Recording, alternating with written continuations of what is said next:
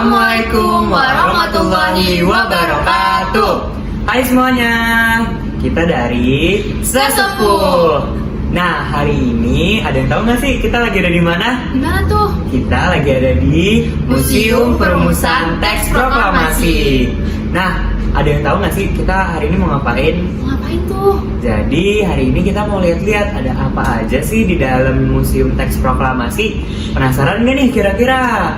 Nah, tanpa tunggu berapa lama lagi, yuk langsung kita belajar bareng. Nah teman-teman, Museum Perumusan Naskah Proklamasi ini terletak di Jalan Imam Bonjol nomor 1, RW 4, Menteng, Kecamatan Menteng, Kota Jakarta Pusat, Daerah Khusus Ibu Kota Jakarta.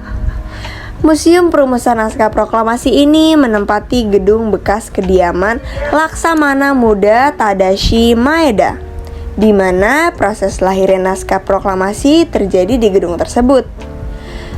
Dan gedung ini menjadi sangat penting artinya bagi bangsa Indonesia karena pada tanggal 16 sampai 17 Agustus 1945 terjadi peristiwa sejarah, yaitu persiapan, perumusan, hingga pengesahan atau penandatanganan naskah proklamasi yang pastinya cuma terjadi sekali saja dalam sejarah suatu bangsa.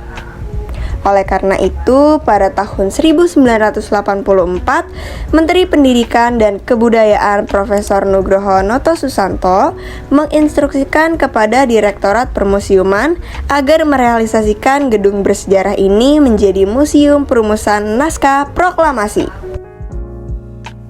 Nah, perumusan naskah proklamasi juga merupakan fase sejarah yang tidak bisa kita lupakan loh teman-teman. Karena sebelum adanya kemerdekaan, para pahlawan bangsa bekerja keras demi memperjuangkan kemerdekaan, sampai pada akhirnya dapat berada di titik perumusan naskah proklamasi. Pembelajaran ini juga berkaitan dengan materi yang sedang kita pelajari loh teman-teman, yaitu mengenai pergerakan nasional. Nah, sekarang kita lihat secara rinci yuk mengenai isi dari museum ini. Ruangan yang ada di dalam museum ini pertama kali adalah ruang pertemuan. Ruangan ini menjadi tempat peristiwa sejarah pertama dalam persiapan merumuskan naskah teks proklamasi. Nah, setelah kembali dari Rengas Dengklok pada tanggal 16 Agustus 1945, tepatnya pada pukul 10 malam dini hari, Bapak Insinyur Soekarno, Bapak Muhammad Hatta, dan Bapak Ahmad Subarjo diterima oleh Laksamana Tadashi Maeda di ruangan ini. Nah, ruangan ini merupakan tempat dirumuskannya naskah proklamasi yang tepatnya berada di ruang makan. Dini hari menjelang pukul 3.00 waktu Indonesia bagian Barat, Dian Soekarno dan Hatta serta Master Ahmad Subarjo memasuki ruangan ini untuk merumuskan konsep naskah proklamasi.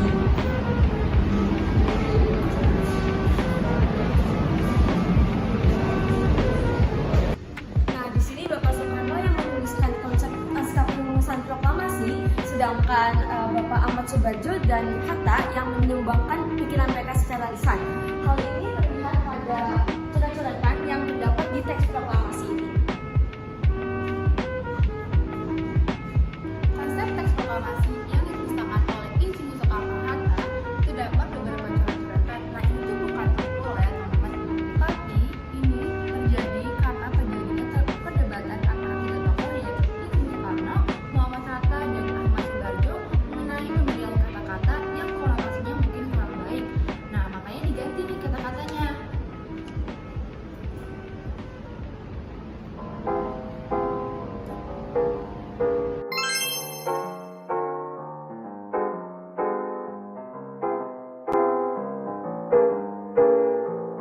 Nah, setelah persetujuan dari para hadirin, Bapak Insinyur Soekarno meminta Bapak Sayuti Melik untuk mengetik naskah proklamasi. Bapak Sayuti Melik mengetik naskah proklamasi di ruang bawah tangga. Dan ia juga ditemani oleh Bapak BM Dia.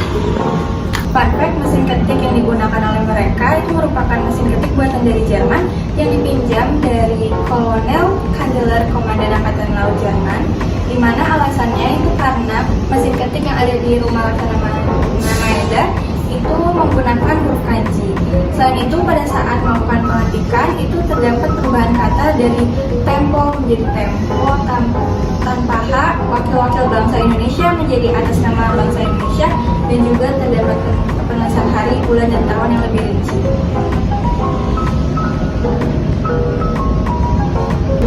Lalu selanjutnya di sini adalah ruang pengesahan dan penandatanganan naskah proklamasi.